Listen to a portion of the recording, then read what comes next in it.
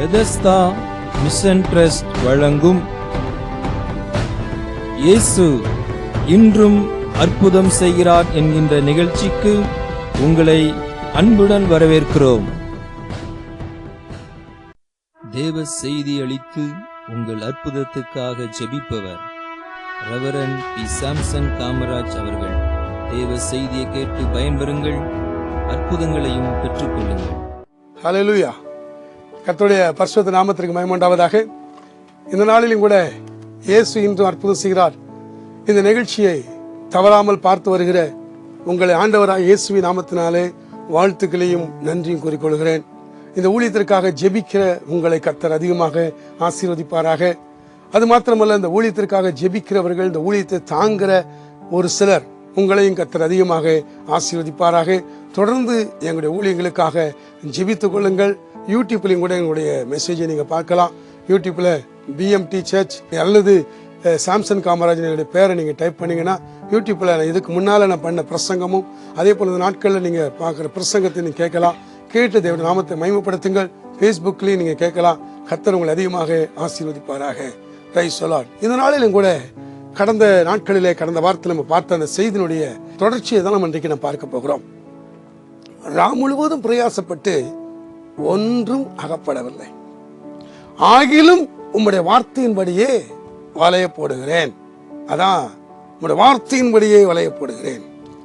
அந்த வார்த்தையின்படியே வலைய போடுகிறேன் என்று சொல்ல, அந்த பேதுரு அந்த வார்த்தை சொல்றதுக்கு முன்னால அவர் என்ன என்ன அனுபவம் கற்றுக்கொண்டார் என்பதை இப்ப நான் உங்களுக்கு சொல்லிக் கொண்டிருக்கிறேன். நாம் அதை செய்தி மூலமாக பார்த்துக் கொண்டிருக்கோம். முதல்ல அவருடைய அனுபவம் என்ன அப்படின்னு சொன்னா, அவர் படகை விட்டு இறங்கினார். எங்கே இறங்கினார்? கரையில. கரை என்று சொன்னால், முதல்ல சொன்ன கடல் என்றால் உலகம், கடற்கரை என்றால் சபை அல்லது தேவ சமூகம். சரியா? இங்கே வந்த உடனே அவர் என்ன செய்தார்? கரைக்கு வந்த உடனே படகை விட்டு இறங்கினார். படகை விட்டு என்றால் நாங்கள் ராம் முழுவதும் பிரயாசப்பட்டோம். அந்த நான் என்கிறதை விட்டு அவர் இறங்கி தன்னை தாழ்த்தினார் என்பதை நான் பார்க்கணும். மேல இருந்து இறங்கணும். நான் இப்படிதான் இருப்பேன், ஆண்டவரை ஆசீர்வதிக்கணும், அப்படி இல்லை, இறங்கணும். அந்த நான் என்கிற பெருமையிலிருந்து இறங்குறார். இறங்கின உடனே அங்க என்ன செய்கிறாருன்னா, வலை அலசுறான்னு சொன்னேன். வலை அப்படின்னா ஒரு மனுஷனுடைய இருதயம் என்று சொன்னேன். ஏன் அந்த வலையை அலசணும் அப்படின்னு சொன்னா, ஏன் அதை அலசணும்? அது ஏற்கனவே கடல்ல போயிட்டு வந்திருக்கு. நான் என்ன சொன்னேன்? கடல் என்று சொன்னா உலகத்துக்குள்ள போயிட்டு வந்திருக்கு.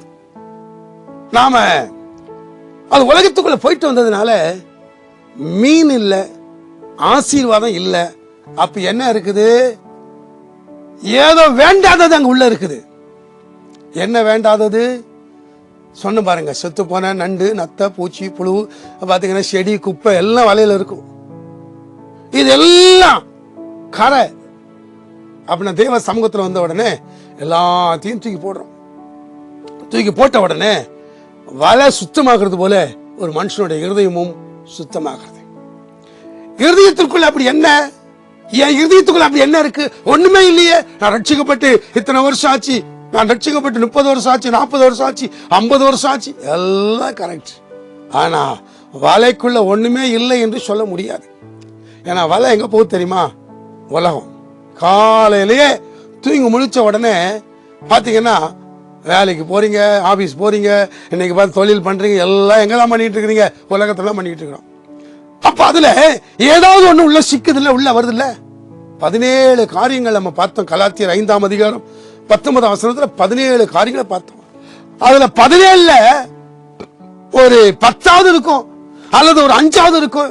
ஏதோ ஒண்ணு அவன் கூட வேலை பார்க்கிறவங்க நல்ல வேலை பார்த்துட்டு, அவன் மட்டும் நல்ல வேலை பார்க்கறானே, அவன் மட்டும் எப்படி? அவனை மட்டும் அதிகாரி ஓய்த்து சொல்றாங்களே, தூக்கி சொல்றாங்களே, அவன் மட்டும் பாரு வீட்டுக்கு மேல வீடு, வீடு மேல வீடு வாங்குறானே, நான் மட்டும். அப்போ பொறாம இருக்கலாம். நான் நல்லா வேலை செய்யறேன், நான் நல்லா செய்ய, என்ன போல யார் இப்படி பெருமை. பக்கத்துல வேலை செய்யறவன் பார்த்து எப்ப பார்த்தாலும் கோபம். அவன் நல்லது செய்தாலும் கோபம், எதுக்கு எடுத்தாலும் கோல் சொல்றது. அவங்கள பத்தி இன்னொருத்தர் சொல்றது, இன்னொருத்தர் அவங்கள பத்தி இன்னொருத்தர் சொல்றது, ஒருத்தர் சொல்லி ஒரு பெரிய பிரச்சனை உருவாக்குற சிலரே இருப்பாங்க. ஏதோ ஒண்ணு வலைக்குள்ள இருக்குது, அந்த வலைக்குள்ள இருக்கிறத தூக்கி வெளியே போட்டுட்டாலே வலை சுத்தம் ஆயிட்டுன்னு வச்சுக்கிடுங்க. ஒன்றுமே இல்லை, இத்தனை வருஷம் வேலை பார்த்து எதுவும் சேர்த்து வைக்கல, எதுவுமே இல்லைன்னு சொல்றீங்க பாத்துங்க. ஒன்றும் இல்லை. அங்கதான் இயேசு வந்து நிக்கிறாரு, நிறைவான ஒரு ஆசீர்வாதத்தை கொடுக்க போகிறார். இயேசு வந்துட்டாருனால நிறைவுதான். இந்த வலையை அவர் அலசின உடனே இயேசு என்ன பண்ணா தெரியுமா? படகை பார்க்கிறாரு. அது யாருடைய படகு? பேதுருடைய படகு. பேதுருடைய படகை பார்த்த உடனே அந்த படகுல ஏறினார் பாருங்க. ஏறினார் என்றால், படகுல ஏறினார் என்பதற்கு அடையாளம் என்னவென்று சொன்னால், நம்முடைய இருதயமாகிய வீட்டுக்குள்ள இயேசு வந்தார், குடும்பமாகிய வீட்டுக்குள்ள இயேசு வந்தார், படகுக்குள்ள இயேசு வந்துட்டாருன்னு சொன்னாலே எப்படி இருக்கும் தெரியுமா? வெளிச்சம், பெரிய சந்தோஷம், பெரிய ஒரு ஆசீர்வாதம். இதுவரைக்கும் அறியாத பெரிய சந்தோஷத்தை பெற்றுக்கொள்ளாத ஒரு ஆச்சரியத்தை நீங்கள் காணப்போகிறீர்கள். ஏன் தெரியுமா? படகுல இயேசு ஏறினார். படகுல இயேசு ஏறினார்.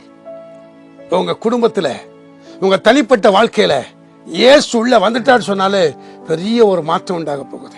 நீங்க சொல்லலாம், நான் கிறிஸ்தவங்க தாங்க, நாங்க கிறிஸ்தவங்க தான், எங்க தாத்தா பாட்டி காலத்துல வரைக்கும் கிறிஸ்தவங்க தான் நினைக்கலாம். ஆனாலும் இயேசு உங்களுடைய வீட்டுல இருக்கிறாரா? இயேசு உங்களுடைய படகுல இருக்கிறாரா? நீங்க செய்யற தொழில இயேசு இருக்கிறாரா? நீங்க செய்யற வேலையில இயேசு இருக்கிறாரா? யோசித்து பாருங்க. இயேசு இருந்தாருன்னா உங்களுக்கு குறைவே இல்லைங்க, ஒரு குறைவே இல்லை. இயேசு உங்களுடைய ஆபீஸுக்கு வரணும், இயேசு உங்களுடைய தொழில வரணும், இயேசு உங்களுடைய நீங்க செய்யற வேலை அவரை நீங்க தலைவரா வைக்கணும். ஒரு முறை ஒரு ஆபீஸ் போயிருக்கிறேன். அந்த ஆபீஸ்ல பாத்தீங்கன்னா கம்பெனியுடைய எம்டி அவருடைய பாஸுக்கு ஒரு பெரிய சேர், நல்ல அழகான ரோலிங் சேர் போட்டிருக்காங்க. பக்கத்துல இன்னொரு அதை விட கொஞ்சம் நல்ல சேரா போட்டிருக்கிறாங்க, ரோலிங் சேர். இந்த பக்கத்துல சேர் போட்டிருக்காங்க. அப்ப நான் கேட்கிறேன், என்ன பிற இதுலலாம் அதுல ஒரு சேர் எக்ஸ்ட்ரா நல்ல சேர், அந்த சேர்ல நீங்க உட்கார மாட்டீங்களா? இல்ல இல்ல, அந்த சேர்ல உட்காரக்கூடாது. ஏன் அப்படின்னா அது ஆண்டவர் உட்கார்ற சேரா, ஆண்டவர் உட்கார்ற சேரா, அது அவர் உட்காருவாருங்க. இயேசு அவருக்கு முதலிடங்க, அவர் உட்கார்ற சேருங்க. இயேசுக்கு முதலிடம் கொடுக்குறீங்களா? இயேசுக்கு முதலிடம் கொடுக்குறீங்களா? ஆண்டவரை உங்க படகுல ஏத்துறீங்களா?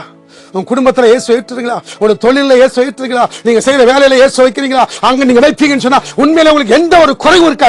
நிறைவை கர்த்தர் கொடுக்க போகிறார். நிறைவை கொடுக்கிறதுக்காக தான் சில என்ன செய்வாங்க, ஆரம்பத்துல இயேசு வச்சுக்கிடுவாங்க. அந்த தொழில் தொடங்கும் போது இயேசுவே நீங்க தான்ப்பா, இயேசுவே நீங்க தான். அதுக்கப்புறம் கொஞ்சம் தொழில் போக போக போக போக என்ன பண்ணுவாங்க தெரியுமா? இயேசு ஒரு இடத்துல வச்சிருவாங்க, இவங்க தனியா மேல போயிடுவாங்க. அது கொஞ்ச நாள் தான் போகும். பைலட் இல்ல அப்படின்னா பிளேன் எப்படி இருக்கும் பாருங்க. பைலட் இருக்க வரைக்கும் தான் பிளேன் நல்லா போய்கிட்டு இருக்கும். பைலட் ஏதாவது ஒன்று ஆகி போச்சு, கீழே விழுந்துட்டாருன்னா பிளைட் விழுந்துரும். அருமையானவர்களே, உங்க வாழ்க்கையில பைலட்டை போல இன்றைக்கு தலைவராக இயேசு உங்களுடைய தொழிலையும், உங்களுடைய வேலையிலையும், உங்களுடைய குடும்பத்திலையும் அவர் இருப்பார்னா நிச்சயமா பெரிய ஒரு ஆசீர்வாதத்தை நீங்க பார்க்க போறீங்க. பெரிய ஆசீர்வாதம், நீங்க எதிர்பார்க்காத ஒரு நன்மை உங்களை தேடி வரப்போகுது. நம்புறீங்களா? நீங்க நம்புறீங்கன்னா இயேசுவே என் படகுக்கு வாங்க, என் குடும்பத்துக்கு வாங்க, என் தொழிலுக்கு வாங்க, என் கூட இருங்க, நீங்க தான் எல்லாம் சொல்லி பாருங்க. உங்க வார்த்தையை நான் வைக்கிறேன்ப்பா, உங்க வார்த்தை எனக்கு போதும். உங்களுடைய வார்த்தை நீங்க ஒரு வார்த்தை சொன்னா போதும். சொல்றீங்களா? ஒரு நிமிஷம் கண்ண முடிச்சோம்னு பார்க்கலாம். இயேசுவே இந்த வேளையில இன்றைக்கு செய்தியை கேட்கும்படி வந்திருக்கிற பிள்ளைகளுக்காக ஜெபிக்கிறப்பா. தொலைக்காட்சிக்கு முன்பதாக அமர்ந்திருக்கிற பிள்ளைகள் மேல கர்த்தருடைய வல்லமை இறங்க முடியாக ஜெபிக்கிறப்பா. இருதயத்தை ஆயத்தப்படுத்த முடியாக ஜெபிக்கிறேன். வலையில் இருக்கிற ஆண்டவரே, என்ன கர்த்தாவே தேவையில்லாத காரியங்கள் இருக்கிறதோ எல்லாம் வெளியாக முடியாக ஜெபிக்கிறப்பா. ஆண்டவரே, அன்றைக்கு பேதுருடைய வலையில நண்டு, நட்ட, பூச்சி, புழுவு, கெட்டு போனது, செத்து போனது எல்லாம் இருந்தது. எல்லாம் வெளியானது போல இருதயத்துக்குள்ள எது எது இருக்குதோ எல்லாம் வெளியாகி இருதயம் சுத்திகரிக்கப்பட்டபடியாக ஜெபிக்கிற ஆண்டவரே, இயேசுவின் நாமத்தினால் இருதயத்தை சுத்தப்படுத்தும் ஆண்டவரே. இப்பொழுது வலை சுத்தமாகட்டும் ஆண்டவரே, வலை சுத்தமாகட்டும். அந்த வலை சுத்தமான பிறகுதான் பேதுருவுடைய படகுல இயேசு ஏறினீங்க. அதுபோல இந்த வேளையில யார் யார் ஆண்டவரே உங்களுடைய சமூகத்தில் ஆண்டவரே என்னை சுத்திகரியும் என்று சொல்றாங்களோ, யாரை இந்த வலையை சுத்தப்படுத்துறாங்களோ அந்த படகுல இயேசு ஏறும்படியாக ஜெபிக்கிறப்பா. ஏறி பிள்ளைகளின் ஆசீர்வதிக்காக நன்றிப்பா. ஆமென் ஆண்டவரே, தேவநாமம் மகிமைப்படட்டும் ஆண்டவரே, கிருபை இருக்கட்டும். இயேசுவின் நாமத்தினால் ஜெபிக்கிறேன் பிதாவே, ஆமென். ஆண்டவர் உங்க படகுக்கு வந்திருக்கிறார். இயேசு அந்த படகிலே ஒன்றில் ஏறினார். அது யாருடையதா இருந்தது? அது சீமோனுடையதா இருந்தது. படகு யாருடையது? சீமோனுடையது. உங்க படகுல, உங்க குடும்பத்துல அருமையானவர்களே, சீமோன் என்கிற பேரு. ஆனா இயேசு அங்க இருக்கிறாரா? சாமுவேல் என்கிற பேரு, இயேசு அங்க இருக்கிறாரா? உங்க பேரு கிறிஸ்துவ பேர் இருக்கலாம், ஆனா இயேசு அங்க இருக்கிறாரா? ஈசாக்குங்கிற பேரு, ஆபிரகாம்ங்கிற பேரு, இன்னைக்கு எத்தனையோ பேர் இருக்குது, ஆனா இயேசு அங்க இருக்கிறாரா?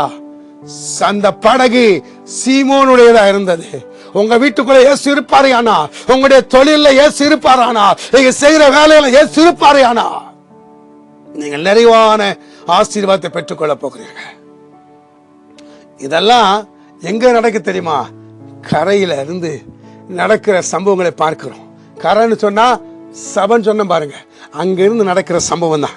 சரி, அடுத்த அவர் என்ன செய்தார் என்று சொன்னால், அதை கரையில இருந்து சற்று தள்ளும்படி. சரியா? நல்லா கவனிங்க. இந்த கரையில இருந்து கடலுக்குள்ள தள்ள சொல்றார். என்ன கடல் தெரியுமா? இது பகல் கடல். பகல் கடல்னா ஆவிக்குரிய கடல். பகல் கடல்னா ஆவிக்குரிய கடல். இயேசு படகுல ஏறின உடனே நம்முடைய அனுபவங்கள் எப்படி இருக்கும் தெரியுமா? ஆவிக்குரிய அனுபவங்கள் இருக்கணும். ராத்திரி கடல் பிரயாசப்பட்டு ஒண்ணு இல்ல, இப்ப பகல் கடல் ஏறாரு, அதான் ஆவிக்குரிய கடல் சொல்றேன். நான் இயேசு ஏற்றுக்கொள்ளும் போது பாத்தீங்கன்னா எனக்கு எந்த வசனமும் தெரியாது, எதுவும் தெரியாது, எதுவுமே தெரியாது. ஆனா இயேசுவை நான் ஏற்றுக்கொண்டதுக்கு பிறகு எனக்குள்ள என்ன தெரியுமா? எப்பவும் வசனம் கேட்கணும், வசனம் வாசிக்கணும், ஐயோ பிரசங்க கேட்கணும், அப்படிங்கிற ஒரு பெரிய ஒரு வாஞ்சை. பிரசங்கம் கேட்கணும், யாரோ நல்ல பிரசங்கம் பண்றான், ஒரு பிரசங்கம் கேட்கணும், உடனே பிரசங்கம். அப்படி அந்த காலத்துல பாத்தீங்கன்னா யூடியூபோ அல்லது டிவிலயோ பிரசங்கமே கிடைக்காது. யாவது ஒரு பாஸ்டர் கன்வென்ஷன் நடக்கணும், அது எங்க கன்வென்ஷன் நடந்தாலும் ஓடி போயிருவேன். பாஸ்டருடைய பிரசங்கத்தை கேட்கணும். வாஞ்சை. இயேசு ஒரு மனுஷனுடைய இருதயத்திற்குள்ள வந்துட்டாரு அப்படின்னா அவங்களுக்கு என்ன தெரியுமா?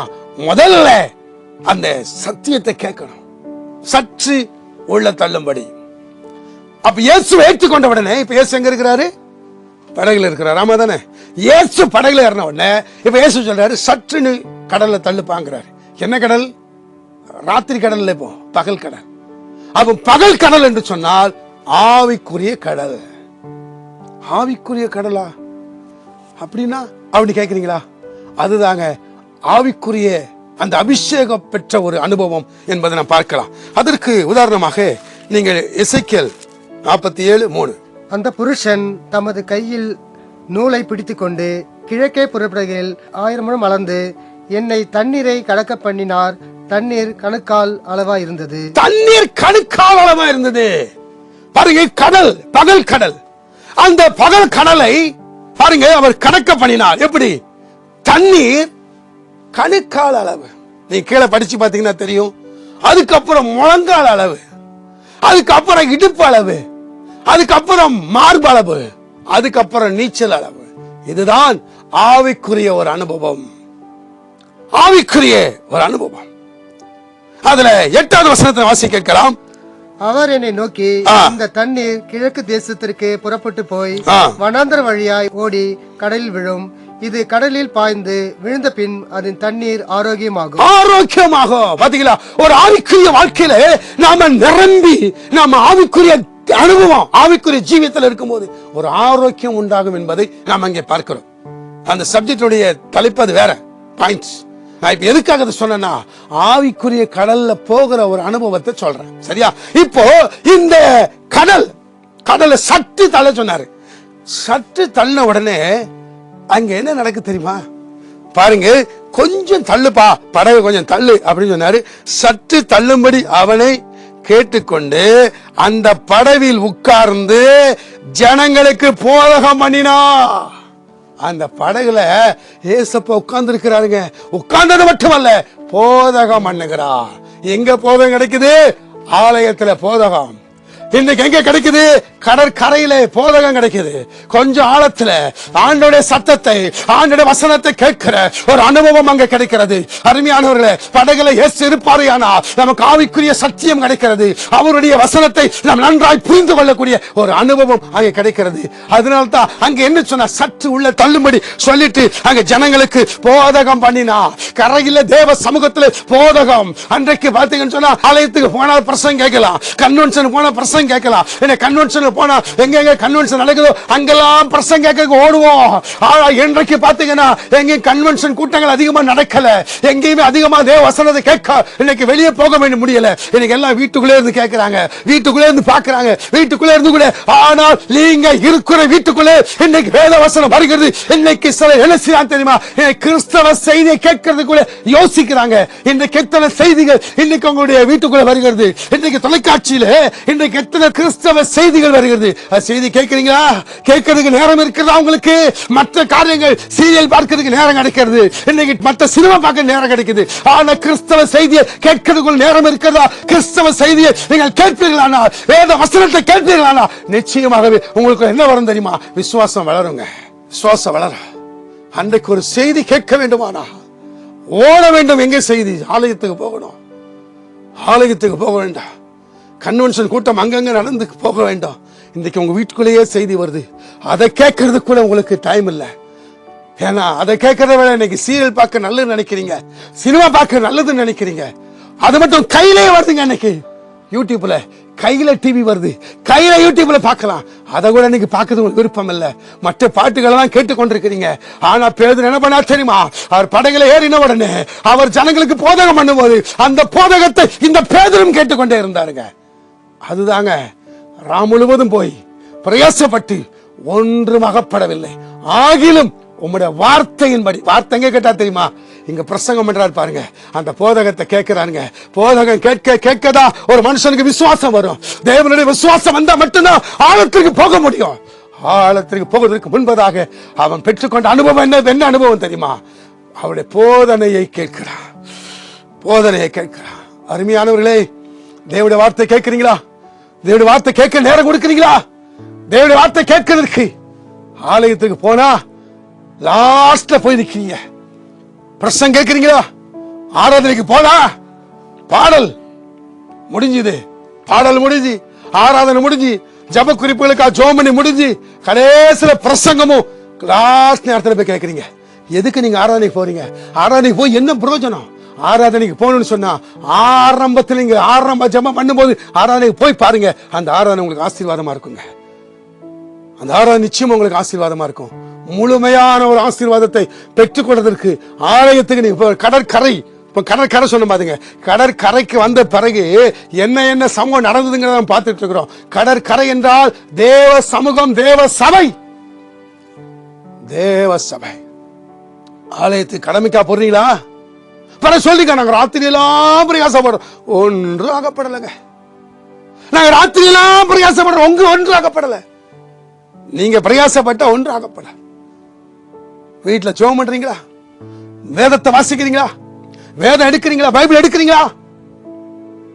திருநெல்வேலி மாவட்டத்துல கிறிஸ்தவங்களுக்கு என்ன சொல்லுவாங்க தெரியுமா? எங்க ஊர் சைடுல வேதக்காரம்பாங்க. வேதக்காரன் வந்திருக்காம்பாங்க. வேதக்காரங்க ஏன் தெரியுமா?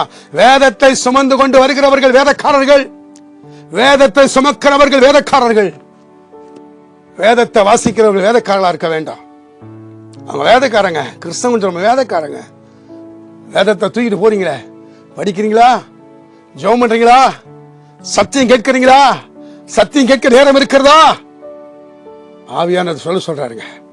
இங்கே பேதுரு செய்த காரியம், 5வது காரியம் என்னன்னு சொன்னா, போதகம் கேட்கிறாருங்க. போதகம் கேட்டுக்கொண்டிருக்கிறாருங்க.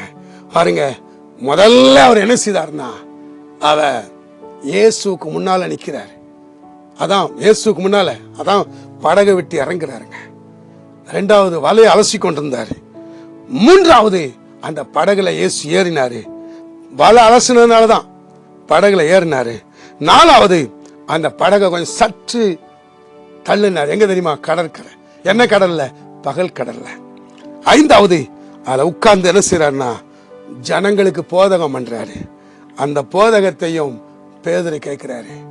ஜனங்களுக்கு தானே போதனை இல்ல, பேதுரு அந்த போதனையை கேட்கிறாரு. அருமையானவர்களே, போதனை கேட்கிறீங்களா? போதனை கேட்கிறவங்களா இருக்கிறீங்களா? போதனை கேட்கும் போது அவருக்கு என்ன உண்டாக தெரியுமா? விசுவாசம் உண்டாகுதுங்க. விசுவாசம். சத்தியத்தையும் அறிவீர்கள், சத்தியம் உங்களை விடுதலாக்கும். போதனையை நல்லா கேட்கணும். போதனை கேட்கறதுக்கு எந்த நேரம் தேசத்திலே குடியிருந்து சத்தியத்தை மேய்ந்து கொள்ளுங்க. சத்தியத்தை மேய்ந்து கொள்ளணும். இன்னைக்கு எங்க நல்ல ஆவிக்குரிய செய்தி எந்த சேனல்ல வருது கேளுங்க. எந்த யூடியூப்ல ஆவிக்குரிய செய்தி, நிறைய மற்ற செய்திகள்லாம் வருது, அதை கேட்டு கெட்டு போக கூடாது. நல்ல செய்திகளை கேளுங்க. ஆவிக்குரிய வார்த்தை, ஆவிக்குரிய செய்தியை கேளுங்க. கேட்டு விசுவாசத்துல பலப்படுங்க. அப்பதான் நாங்கள் ராத்திரி எல்லாம் பிரயாசப்பட்டு ஒன்றுமில்லைங்கிற வார்த்தை மாறி வழ கிழிந்து போற அளவுக்கு கர்த்தர் ஒரு ஆசீர்வாதத்தை உங்களுக்கு வைத்திருக்கிறார். பெற்றுக்கொள்ள ஆயத்தமா இருக்கிறீங்களா? இந்த ஆசீர்வாதத்தை வழ கிழிந்து போற அளவுக்கு நான் ஆசீர்வாதத்தை பெற்றுக்கொள்ள வேண்டும் என்று நீங்க விரும்புறீங்களா? அப்படின்னு சொன்னா இந்த 5வது பாயிண்ட் மிக மிக முக்கியமான பாயிண்ட். என்னன்னு சொன்னா, ஜனங்களுக்கு போதகம் பண்ணினார். எங்க இருந்து போதகம் பண்ணினார்? கடற்கரையில இருந்து. கடற்கரைனா என்ன? சபை, தேவனுடைய சமூகத்துல. நிறைய பேர் என்ன பண்ணுவாங்க தெரியுமா? ஆலயத்துக்கே போறது கிடையாது. ஏன்னா இன்னைக்கு வீட்டுக்குள்ள இருந்தே இன்றைக்கு டிவியில ஆராதனை போகுது, அதை பாக்குறோம். டிவியில எல்லாம் நிறைய டிவியில இன்னைக்கு நேரலை போடுறாங்க, அதை நாங்க பாக்குறோம். நேரலை பாக்குறீங்களா? அது யாருக்காக? ஆலயத்துக்கு போக முடியாத இருக்கிற மக்களுக்காக நேரலை. நீங்க ஆலயத்துக்கு போனா ஐயோ போகணும், அலையணும், காலையில போகணும், ட்ரெஸ் பண்ணணும், இன்னைக்கு எல்லாம் ரெடி ஆகணும். இன்னைக்கு பாத்தீங்கன்னா அதுக்காக இன்னைக்கு காருக்கோ பஸ்ஸுக்கோ காசு கொடுக்கணும், இல்ல வண்டியில அலையணும். இதெல்லாம் நினைச்சு சோம்பலா உட்கார்ந்து வீட்டுல உட்கார்ந்து ஆன்லைன்ல நாங்க நேரலையில பங்கு பெறோம் சொல்லிட்டு இருக்கிறீங்கன்னா நீங்க சோம்பேறிங்கிறத நினைச்சுக்கலாம். ஆமா அருமையானவர்களே, தேவ வசனத்தை ஆலயத்துல போய் கேட்கணும். ஆமா, ஆலயத்துக்கே போக முடியல. நாங்க கூட நேரலையில இன்றைக்கு யூடியூப்ல நேரலை ஒவ்வொரு வாரம் ஞாயிற்றுக்கிழமை காலை 9:15 இருந்து 12 மணி வரைக்கும் நேரலை போய் கொண்டிருக்குது. எங்களுடைய ஆராதனையை நாங்க நேரலையில ஒளிபரப்புறோம் யூடியூப்ல. ஆனா அது யாருக்காக தெரியுமா? ஆராதனைக்கு வர முடியாதவர்களுக்காக. ஆராதனைக்கே வர முடியல, காடுகளிலும் மலைகளிலும் இன்றைக்கு சில இடங்கள்ல ஆராதனை இல்லை. அப்படிப்பட்டவங்க ஆராதனை பார்க்கணுங்கிறதுக்காக தான். நீங்க ஆராதனையை விட்டுட்டு யூடியூப்ல பார்த்து அல்ல நேரலையில பார்த்து நீங்க அப்படியே ஆசீர்வாதம் பெற்றுக்கொள்ளணுங்கிறதுக்காக இல்ல. அது நீங்க மற்றவங்கள்ட்ட சொல்லணும். ஆராதனைக்கு வர முடியாதவங்க சொல்லணும், நீங்க ஆராதனைக்கு வர முடியலையா, உங்களுக்கு ஆலயத்துக்கு வர முடியலையா, இந்த மாதிரி ஆன்லைன்ல பாருங்க, எங்க சபையினுடைய செய்தி நீங்க பாருங்கன்னு சொல்லணும். அதை நீங்க செய்யணும். நீங்க அதற்காக உட்கார்ந்து என்ன செய்யக்கூடாது தெரியுமா? நேரலையிலே உட்கார்ந்து ஆலயத்துக்கு போகாம இருக்கக்கூடாது. ஆலயத்தை போல அங்க ஆண்டவர் அங்க போயிருப்பாரு, என்னடா பிள்ளைகள் வரலன்னு தேடிக்கிட்டு இருப்பாரு. ஏசப்பா ஆலயத்துல இருப்பாரு. ஏன்னா தேவ சபையிலே தேவன் எழுந்தருள் இருக்கிறார். அங்க தேவ சபையில உங்களை தேடிக்கிட்டு இருப்பாரு ஆண்டவர். என்ன ஆச்சுன்னா நம்ம பிள்ளை வரலையே, என்ன ஆச்சுன்னு ஆராதிக்க வரலையே, அவர் வெயிட் பண்ணிட்டே இருப்பார் உங்களுக்காக. தெரியுமா? பாஸ்டர் பாப்பாரு, என்ன இந்த விசுவாசின்னு வரலையே, இவங்க வந்துடுவாங்களே, ஏன் வரல, இன்னும் வரல, உங்களை எதிர்பார்த்துட்டு இருப்பாங்க. ஆனா நீங்க பாத்தீங்கன்னா உள்ள வீட்டுக்குள்ள உட்கார்ந்து போன்லயோ டிவிலயோ பார்த்துட்டு இருந்தீங்கன்னா எப்படி இருக்கும் பாருங்க. சத்தியத்தை கேட்க வேண்டுமானால் ஆலயத்திற்கு போக வேண்டாம். சத்தியத்தை கேட்கணும்னா ஆலயத்துக்கு போக வேண்டும்.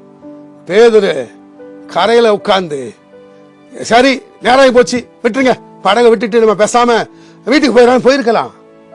ஆனா கரையில இருந்ததுனால அவர் யாரை கண்டுகிட்டா தெரியுமா? இயேசுவை கண்டுகிட்டாருங்க. எவ்வளவு பெரிய சந்தோஷம் தெரியுமா? எவ்வளவு பெரிய மகிழ்ச்சி. வெறுமை வெறுமை வெறுமை, ஒன்றுமில்லை ஒன்றுமில்லை என்று கொண்டிருந்த அவனுடைய வாழ்க்கையை மாறுகிறது. உங்க வாழ்க்கையை மாற்றுகிற ஒரு செய்தி. இயேசு இன்றும் இன்றைக்கும் உங்களுக்கு அற்புதம் செய்கிறார் உங்க வாழ்க்கையில. அருமையான சகோதரரே, அருமையான சகோதரி, அருமையான அம்மா, உங்க வாழ்க்கையில தேவன் ஒரு மாற்றத்தை உண்டு பண்ணுகிறார். நீங்க நம்புறீங்களா? எங்க இருக்கிறார் இயேசு? உங்க பக்கத்துல தான். உங்க பக்கத்துல இயேசு இருக்கிறாரு. நீங்க அதை புரிந்து கொள்ளலையா? ஒரு நிமிஷம் கண்ணு மூடுறீங்களா? எல்லாம் கண்ணு மூடி நம்ம ஜெபிக்கலாமா? Price the Lord. பரலோகத்தின் தேவனே, இயேசு உங்கள் அருகாமையில் நிற்க நீங்க உணர முடியும். அப்படியே நீங்கள் கண்களை மூடிக்கொண்டு, ஆண்டவரே, நாங்கள் ஒருவேளை இப்ப நீங்க வீட்டுல இருக்கலாம், அல்லது நீங்க வேலை ஸ்தலத்துல இருக்கலாம், அல்லது நீங்க எங்கேயோ நீங்க யூடியூப் பார்க்கலாம், எங்க இருந்தாலும் சரி, இப்ப அந்த இடத்துல இயேசு உங்க முன்னால இருக்கிறார், உங்க அருகாமை வருகிறார். Price the Lord. ஹalleluya. என் நாமத்தை பிரஸ்தாபப்படுத்துகிற எந்த ஸ்தானத்தில் வந்து நான் அவரை ஆசீர்வதிக்கிறேன் என்று சொல்கிறார். இப்பொழுது தேவனுடைய வார்த்தையை நீங்க கேட்கும்படியாக, பிரைஸ் தி லார்ட். ஹalleluya.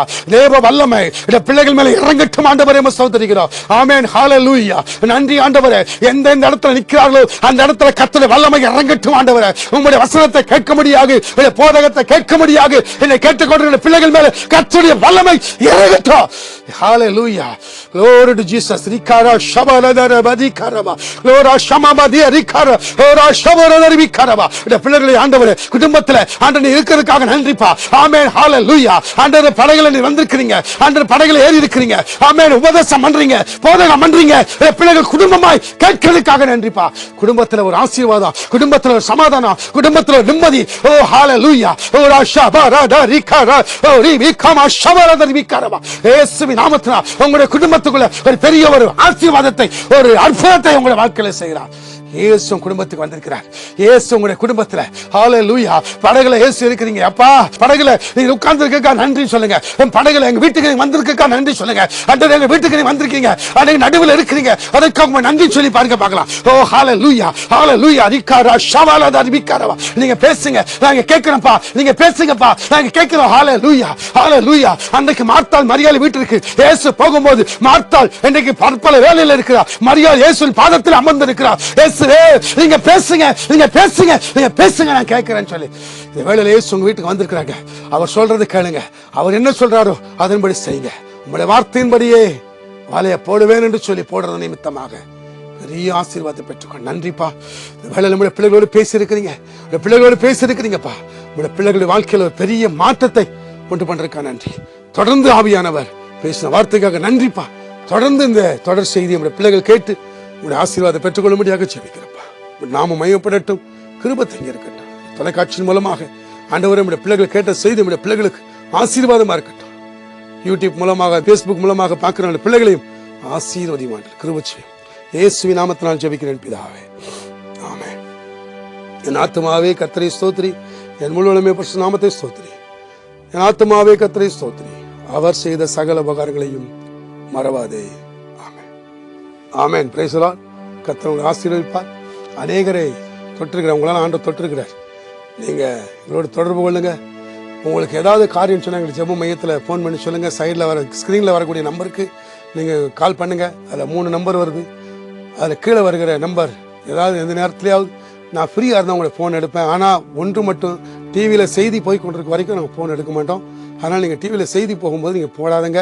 செய்தி முடிந்த பிறகு 1 மணி நேரமோ 1.5 மணி நேரம் கூட நாங்கள் ஃபோன் எடுப்போம். உங்களுக்கு நாங்கள் ஜெபம் பண்ணுவோம். கர்த்தர் உங்களை அதிகமாக ஆசீர்வதிப்பா. இந்த ஊழியத்திற்காக தொடர்ந்து நீங்கள் ஜெபம் பண்ணிக்கொள்ளுங்க. கர்த்தர் உங்களை அதிகமாக ஆசீர்வதிப்பா. ஆமென். God bless you. இந்த நிகழ்ச்சியை பார்த்து கொண்டிருந்த உங்கள் அனைவருக்கும் ஆண்டவராகிய இயேசு கிறிஸ்துவின் நாமத்தில் நன்றியை தெரிவித்துக் கொள்கிறோம். தொடர்ந்து ஒவ்வொரு வாரமும் வெள்ளிக்கிழமை இரவு 8 மணி முதல் 8:30 மணி வரை இந்த நிகழ்ச்சியை பாருங்கள், மற்றவர்களுக்கும் அறிமுகம் செய்யுங்கள். இந்த நிகழ்ச்சியின் மூலம் நீங்கள் பெற்ற ஆசீர்வாதம் மற்றும் அற்புதங்களை கீழ்கண்ட எங்கள் முகவரிக்கு தெரியப்படுத்துங்கள். உங்கள் ஜெப விண்ணப்பங்களை எங்கள் மின் அஞ்சலுக்கு அனுப்பி வையுங்கள். எங்கள் ஜெப குழுவினர் காலை 9 மணி முதல் மாலை 6 மணி வரை உங்களுக்காக ஜெபிப்பார்கள்.